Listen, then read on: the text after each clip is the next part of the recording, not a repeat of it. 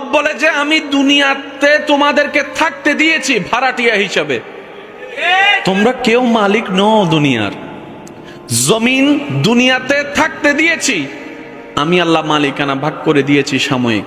এটা বড় ভাইয়ের, এটা ছোট ভাইয়ের, এটা অমুকের, এটা অমুকের, যেন সবাই শান্তিতে বসবাস করতে পারো। কিন্তু খবরদার, তোমরা কেউ আসল মালিক নও। সেটার বাস্তব প্রমাণ তুমি দেখেছো তোমার দাদাকে একসময় যিনি রাজত্ব করেছে তোমার গ্রামে। ইন্না লিল্লাহি ওয়া ইন্না ইলাইহি রাজিউনের মাধ্যমে উনি আজকে একা নিতর দেহ কবরে শুয়ে আছে, কবরে শুয়ে আছে।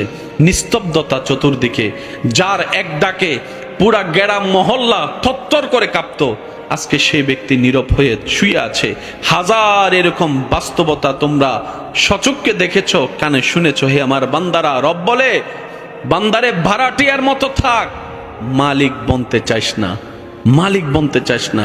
আমার জমিনে তোরা ঝগড়া করিস না, অশান্তি করিস না, কারণ আমি আল্লাহর সৃষ্টি ধ্বংস করার, অসুন্দর করার অধিকার আমি আল্লাহ কাউকে দিই নাই। বলেন না সুবহানাল্লাহ। বুদ্ধিমানরা এগুলো বুঝে, আমাদের মতো বোকারা তর্ক করে সময় নষ্ট করে।